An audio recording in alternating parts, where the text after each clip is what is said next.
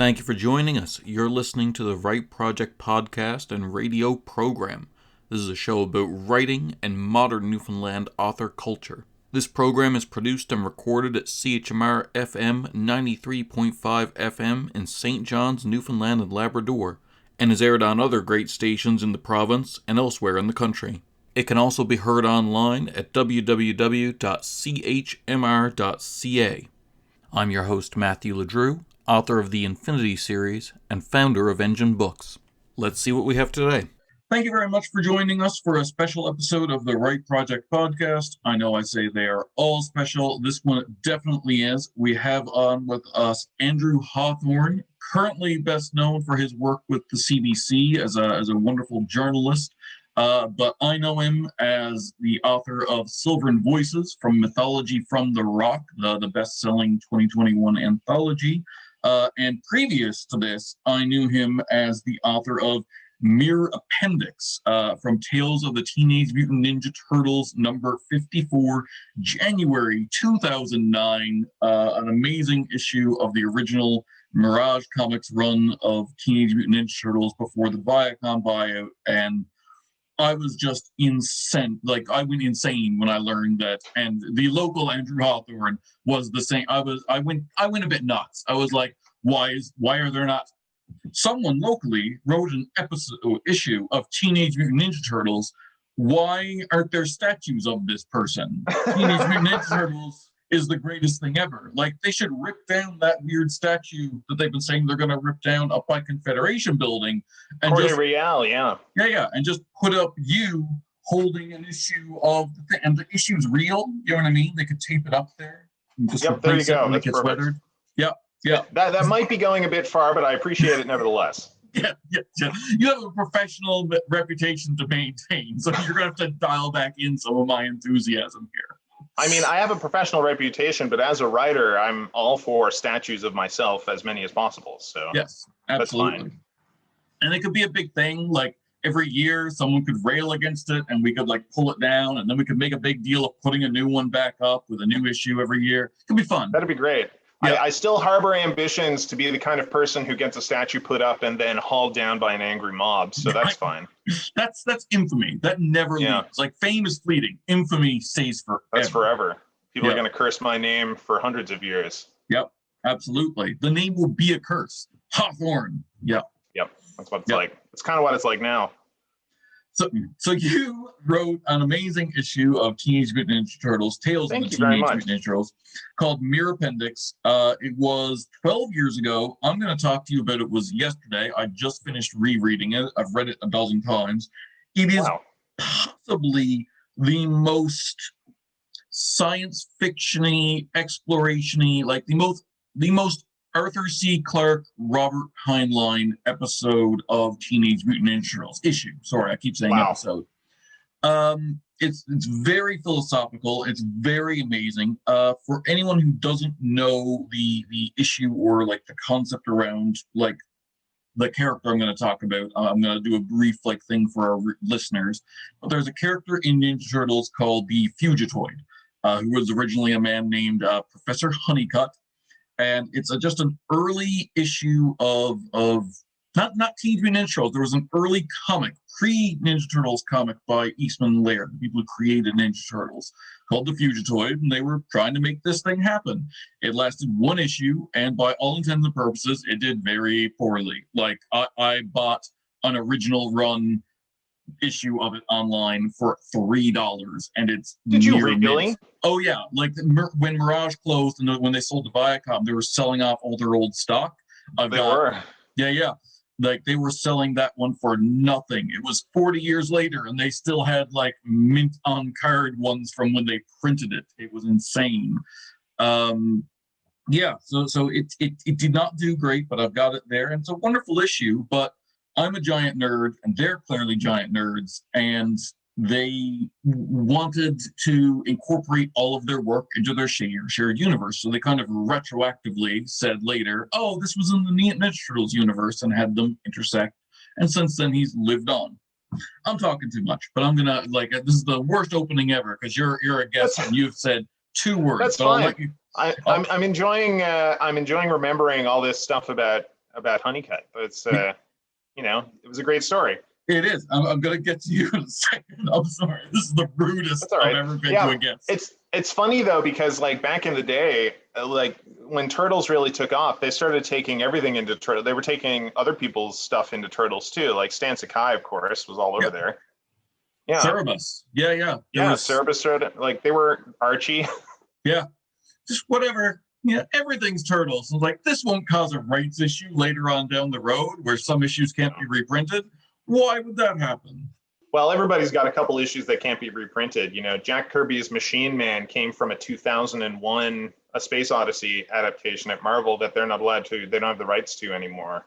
But they still print Machine Man stuff, so much of like 70s and 80s Marvel cosmology is tied up in Rom the Space Knight, and people look at me like I'm crazy, and they're like, what's Rom the Space Knight? It's like, it's a toy you never heard of, like, and the comics were made to sell the toy, but they were better than the toy, so nobody cared about the toy. They all care about the comics. Yes, which they can't print anymore. Yeah. But anyway, Professor Honeycutt's very, very brief origin is that he was a professor who was working on a robot, an android specifically, the SAL 5000. He was being chased by evil government people, and he downloaded his consciousness into the android and became the Fugitoid. He was a fusion of a man and an android, so a Fugitoid. Off he goes. Which is really clever, and it took me a long time of reading stuff about the Fugitoid to realize that it was a fugitive riff. I don't know, I thought it was like the Fugitoid or something. It wasn't clicking with me. Fugitoid, fugitive android. Yeah, that makes sense. Yeah. He's a fugitive android, yeah. Yeah. Wow, that's fun. Yeah, your story takes place years after that, during a gap in the stories in Volume 4. And most people don't know that the Turtles in the original Mirage comic continued to age. Like, at some point, they stopped calling it Teenage Mutant Ninja Turtles and just started calling it TMNT, because they were in fact in their 20s and then in their 30s. So the T was still appropriate. I always joke that at this point it was the Mutant Ninja Turtles, but it was really interesting. You know, at the time that I wrote this story, Peter Laird, so the Ninja Turtles were kind of in another realm. They disappeared for a little while in the late 90s. And because Kevin Eastman and Peter Laird kind of went separate ways, they were doing different stuff, the two creators.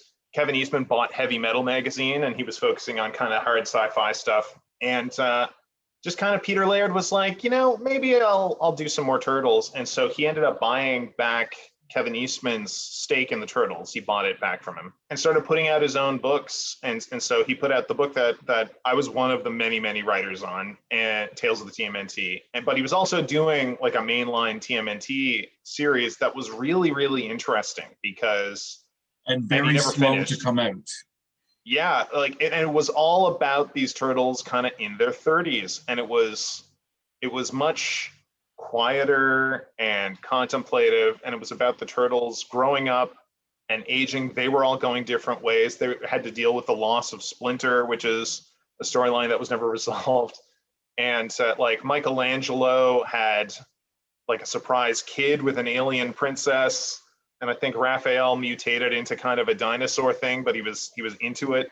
Like there was all this stuff going on where they were just trying to figure out who they were as individuals in a very like midlife crisis kind of way that I thought was really interesting. It kind of mirrors the breakup of Eastman and Laird themselves. Yeah. Who am I without this other person? And it was very, like, it was Peter Laird's entirely his own thing. And Jim Lawson, I think, was drawing it. And Jim's always been one of my favorite Turtles artists. And it was really cool. I was enjoying it, but it never finished. So we'll never know what happened. He's still putting out issue. I spent a ridiculous amount of money because I'm a Turtles fan, crazy. I should have it here to set, but like a few years ago, he put out issue 37, and you can't find it anywhere online. And then issue 38. 5 years later, but like low print runs, like less than, because with the deal with Viacom, apparently he's allowed to put out issues that take place in the original universe if they're less than 500 copy print run, which is nothing kind of thing. So he'll put them up, but like he'll be like, yeah, we're going to finish this storyline. 10 years later, the next issue comes out, and it's like, he's just, yeah. He was very busy. At the time, I remember he was really into segways, like the electronic thing you ride on. Yeah. And so he and Stan Sakai, the creator of Usagi Yojimbo, would go on all these Segway adventures. So that's why he wasn't writing them. The Segway, blame the Segway. Yeah. That's funny because you talking about him being into Segways was in itself kind of a segue. It's true. Yeah, it's true. It's true. That's metafiction, folks. Yeah. All right, I've got to talk about Mere Appendix because it is absolutely genius. So it takes place many years later. That's really kind of you to say. Thank you. It is, though, because it deals with, is a copy of a person really a person? Like it comes down to, like, the Fugitoid discovers there was a problem with his own hardware that made it so that he's not a transfer of Dr. Honeycomb like it was originally. It's almost a retcon, but it's a cool retcon where it's like, yeah, he thought he was a man who had been put into a robot body. And what that comic asks is, maybe he's just a copy of this guy's brain, and that guy died years ago, and you're just a copy, like you would copy a file. And it's an old story. That story's been done a lot, but I wanted to explore that, and I also wanted to leave it open to the fact that wasn't necessarily the case, because there's a couple sins of coming into a long-running series for a writer to commit that are almost always committed, and I definitely committed a few with this story. And one of those is to say, well, really, the coolest way to make an impression would be like, oh, you thought that was this guy's origin? Well, everything you know is wrong, and it's only ever worked once, I think, which is Alan Moore's Swamp Thing. Yeah. The mystical spider totem that is in fact the source of Spider-Man's powers. Yep, and they did that like, oh, Firestorm, you thought you were a nuclear man, you're a fire elemental, and oh, Fantastic Four, you thought whatever. They do it all the time. J. Michael Straczynski, who's a brilliant writer, does it 9 times out of 10 on any book he comes into. And so I wanted to avoid that by leaving it open to, I didn't want to say in this book, that is what happened. This guy is not the original Honeycutt.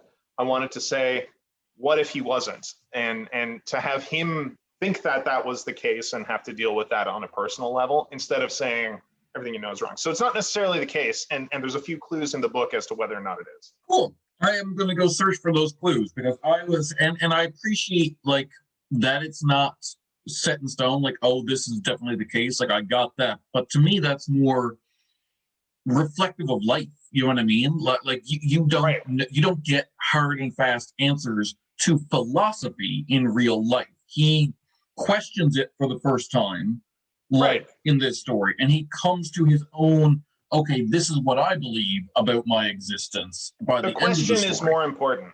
You know, there's and that's kind of what I want to explore. Again, like, I came close to commit. I think I committed 2 really big new writer sins in this book, and that's one of them. And so I came pretty close to it, but I think I skirted around it. So I'll let you, reader, be the judge. Just heavy stuff, though, and the Ninja Turtles always did. Like, people who only were familiar with the Fred Wolf cartoon are always shocked. Like, what do you mean Master Splinter dies? Like, what do you mean X happens? What do you mean Y happens? And it's like, no, yeah, the original Black and White Turtles comics were not for children. So, like, when Fugitoid or Honeycutt, realizes this, I wrote down that he's basically was turned on to the transporter problem. Like, when Kirk transports, is that really Kirk, or did Kirk die and that's a copy of Kirk? There's a great, they deal with that in the Fly remake in the 80s. He deals with it in one line when he tests the transporter. Jeff Goldblum tests the transporter on himself, and he just walks out of the transporter and picks up a monkey and says, so what do you think? Is it me or is it memories? And that's all they do to address it. But that's the question. Yeah. And it's the whole, spoilers, it's the whole hook behind the movie Prestige. It's a big like thing. But when he has this problem, his original thought is to, like, go off by himself, and he thinks to himself, I might as well pollute my own circuitry. And it's you're dealing with, like, thoughts of, like, existential crisis and ending your own life and stuff like that in a Ninja Turtles comic, which is just crazy. I mean, you're dealing with it in a subtle way where it can go over some people's heads. But when an android's saying, I might as well pull out my own circuitry, that's what it's saying. And he's in immense pain. Like the question itself is causing him a lot of pain throughout. Like because at the beginning of the book, what led to this is that he was damaged in a fight by Raphael, who feels very bad about this. And so he's in so much pain, he just wants the pain to end, both the metaphorical pain and the physical pain that it's in. And that doesn't happen. It's not arguing that you should pull out your circuitry. No. It's dealing with his emotional journey through it, kind of thing. I got real shades of like it's Mere Appendix is a really cool title, and it like Sherlock Holmes quote. It is. It quotes it at the end. And when I first read the story, I took it as one way, like the Fugitoid is Mere Appendix, and then it's the other. When you get to the end and you read the quote, it's the other way. It's no, the body is what's Mere Appendix, and your brain is basically like your brain is what's you, and it's piloting a meat mech. Basically. Right. Yeah. And it's also, there's another meaning as well, because like I said, I didn't want to retell the Fugitoid's origin, and I didn't want to relitigate the Fugitoid's origin by saying like, oh, he's a fire elemental or something like that. So what this story is an appendix to the original story. It's the back of the book, right? Yeah. So I would also, this is not like a bold new take. But you could do a bold new take and actually make the Fugitoid a fire elemental. That'd be amazing. Like, all right, next time I'm talking to Peter Laird or something, I'll throw that out there. But hear me out. What if instead of not like trying to not do like a writer's sin, what if we tried to do all the writer's sins at once, where we made it so the Fugitoid's secret origin is that he's a fire elemental that was sent by a spider totem god? Let's do it. I'm all for it. And suddenly he's got organic webs, because that makes sense. Yeah, totally. Let's do it. Yeah. I really wasn't like, this is the story, like for anyone who's like, oh, I'm not sure if I want to check out this run, because it's a hard to find run now. Like I think IDW's been reprinting them, but I'm not sure if they've gotten to this part of the run yet, or if they're going to, or what. But for people who don't know if it's worth it to track this down, they're for sale on eBay. I feel like they're for sale for you on eBay. So if you want to support the author, then wonderful. For people who aren't sure, the closest novel I can compare this to is Annihilation by Jeff Vandermeer, which was recently just. This is a very complimentary interview. So you can talk to me anytime you want. You're going to compare me to Arthur C. Clarke and Vandermeer in the same interview. That's fine. Yeah, no, absolutely. But that idea of like ourselves regenerate, comparing like, because all science fiction and fantasy to me is metaphor. You know what I mean? Like, and it should be. How does this translate? Like, how does a man becoming an android and changing his body translate into human existence? And it's like, well, I'm not the same person I was in my 20s, thankfully. Yeah, and literally because of the way our cells die and come off, like exactly. I think your entire body is an entirely new being every 6 or 7 years. Like, so who you were, the literal material of who you were when you were 5 or 6 is gone. It is literal dust all over the place now, and you are a new person. So it's like the Tin Man. He cuts off his arm and he cuts off his leg and replaces it with tin, and eventually he's an entirely new body talking to his own head. Yep. And terrifying children everywhere. So, like those are the questions. One of my guiding, my North Stars for that is a quote Jack Kirby said at a party somewhere about like different types of fiction. And somebody was saying, and I feel this way too a lot of the time, that fiction, like straight, this is exactly like real life, except it's all a lie fiction. Yeah. Doesn't do anything. Like if you hold the mirror up to nature, all you get is everything backwards. Yeah. And what you need to do is get above nature so that you can look down and figure stuff out, right? Like I'm butchering this quote, but that was how he viewed his own work and genre fiction in general. The most unbelievable part of anything you've said is the phrase Jack Kirby was at a party. I cannot picture that man. Was at parties. Jack Kirby was a party man. See, I picture Stan Lee as being at a party and Jack being like in his basement at his easel going like, I must draw more. Just keep away, cameras. Well, yeah, Stan was the one that was like schmoozing the party and like holding court, and Jack was just hanging by the hors d'oeuvres table. Yeah. And nobody realized who he was. Yeah. That makes perfect sense to me. Yeah. The cell regeneration thing I was gonna touch on as well. Yeah, and they Vandermeer does that a lot in his, like they do it with cancer cells, but you can apply it to just cell regeneration. Like at what point are you not the same person? I used to work with children and loved it. But when they turned 8, I would congratulate them on finally being a new person, because finally like every cell in their body was new now. Like your liver, everything is finally regenerated. You are now no longer who you were when you were born. And they would just, you did it. Yeah. It's fun giving existential crises to 8-year-olds. Not really. I mean, you might as well start them young. Hey, as long as we're quoting geniuses, Jim Henson used to say that that it was really healthy to include at least one thing that scared or terrified a child in his stuff, which explains the Skeksis in Dark Crystal, because it was cathartic, and it because it's in a safe place, which is a movie. Nothing is actually going to hurt you from a movie. The child is learning how to deal with those emotions, and it's going to help them out later. So he loved terrifying children. Yeah, I believe it. The Skeksis is one, but the hands when she's falling down always got to me. Labyrinth is a great film. Also, just David Bowie did it for me. Really, you weren't allured and no, no, I was horrified. It was just me. Yeah. So that's wonderful. When can we pick up the next issue by Andrew Hawthorn of Tales of the Teenage Mutant Ninja Turtles? I don't know. I think IDW. I had been working on a bunch of different ideas at the time. Do you want me to tell you how I came about writing this? Yeah, I'd love that. That's kind of fun. So I was living in the States at the time, and trying to write comics. And I learned about New York Comic Con. It was one of the first New York Comic Cons that was held.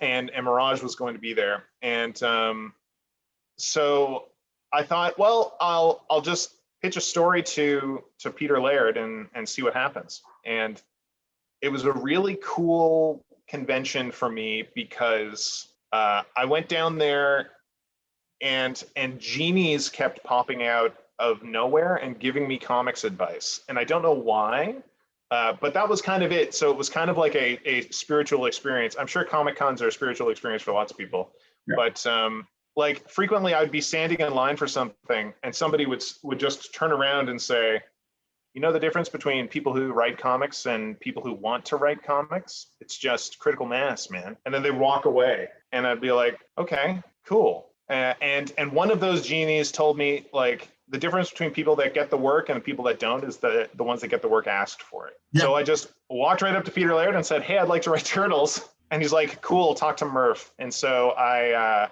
got to know Steve Murphy, who was the editor of Tales and Turtles at the time. And he's also he's a great writer in his own right. He did the Puma Blues, which is a critically acclaimed book.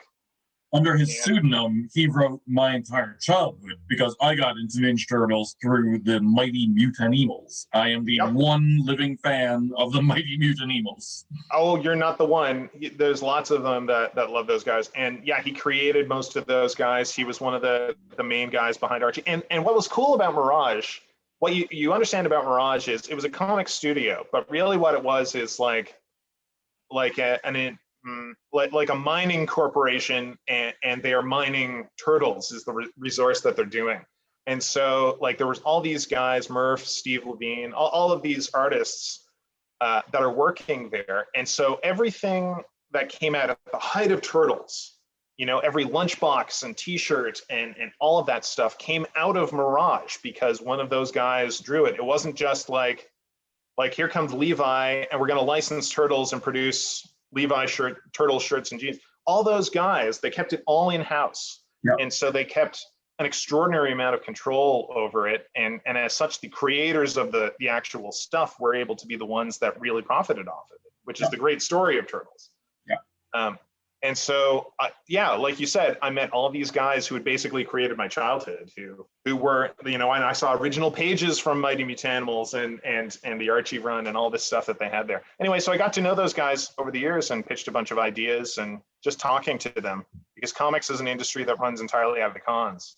Yeah. And ended up, this is the one I did, and I was working on a couple more, and then they sold it. So right. Nothing else ever happened between me and the Turtles, but that's okay. We had a good time. That's fair. I was wondering, because their IDW, not that you have anything to do with them and the Viacom stuff, but they've been doing a great work at like they're redoing they're finishing the Image Comics Volume 3, like continuing it with the Turtles Urban. They're walking a really cool line. Like their main line comics, if you went and bought a new Turtles comic, is a really great attempt at trying to loop in everything that people love about Turtles. Like their Rocksteady and Bebop from the cartoon, or their everything people love about Turtles. They're just roping it into one thing, and that's great. But they also have a lot of respect for the other people who've worked on Turtles over the years, and so they're reprinting the Mirage comics. They're finishing the Image comics. They're bringing in the Archie stuff. They're doing a great job over there. They are. They're doing cool stuff. People have been bugging them to finish the Archie Comics arc, that Forever War thing that never got finished for forever. I'm still holding fingers crossed, because the Adventures Archie series was where I started. Like most people, it goes cartoon, comics based on the cartoon. Oh, someone accidentally got me, as a gift, one of the black and white Mirage comics that I was way too young for, hooked forever. But when we were kids, when Turtles was around the first time, there weren't the comic shops. The Mirage stuff was really hard to find, especially here in Newfoundland. So what you had was whatever was at Shoppers, and that was the Archie comics run. And when at that first Comic Con, I got Peter and Kevin and Jim Lawson to sign my favorite Turtles comic from when I was a kid, which was the Archie comics adaptation of the movie, because that's the one I had, and I read it 1,000 times, right? And I found a better copy than mine, which was very dog-eared at that point, down at the convention, and got them all to sign it, because that was my Turtles when I was a kid, even though it's an adaptation of a movie put out by a different company. Love it. Yeah, no, I've got a bunch of the Turtles books and stuff like that on my shelf. I should have them here and hold them up like a loser, but I do not. But friends of mine went down to a con and gleefully waited. I've never been to a con in the States, but they waited for way too long in line to get me a signed copy of the Turtles autobiography and stuff like that. It's gorgeous. Yeah, I've got my autobiography is over there signed too, and that's a really great book, especially because it goes through the plot, if you don't have the time or money to get the entire original Mirage line, it's a really good breakdown of where Turtles came from and how that came to be. But I recommend, if anybody, after the plague, if anybody has a chance, if you really love comics, to go to one of the cons in the States, and especially New York Comic Con or the MoCA Arts Fest, the Museum of Cartoon and Comics Art. It might be called something else now. That was the first one I went to when I went down there. And I don't think we appreciate in Newfoundland and Labrador how isolated we really are, because in New York, local culture, for us, the exact same equivalent as going to the Ship and listening to a band down there, with the exact same amount of effort, it's just a local band going to a pub. That culture is world culture, because you're in New York, and you have being in New York gives you a platform, and it also gives you access. And so going down to MoCA Arts Fest, I immediately was just talking to Jeff Smith, the creator of Bone. I was asking Frank Miller writing advice, and Neil Adams, and all of these guys who are legends that I never thought I would ever meet. We're just kind of there hanging out at a pub that I could go and hang out with, right? Yeah. Because it's just local culture there, but it seems very epic here. So yeah. I highly recommend, if you like comics, just go to one of those places. You can meet everybody. All right. Thank you so much for coming on the Right Project podcast, Andrew Hawthorne. This has been a great interview. Everyone, check out Andrew's work on CBC now in Mythology from the Rock. And for God's sakes, go online and find Mere Appendix from Tales of the TMNT number 54. It is a great book. It's a great run. Just check out, read comics. Comics are great. read lots of comics. And if you ever find a copy of my comic, which admittedly is very hard to do now, I'll draw a Ninja Turtle on the cover for you. Excellent. I will hold you to that next time I see you.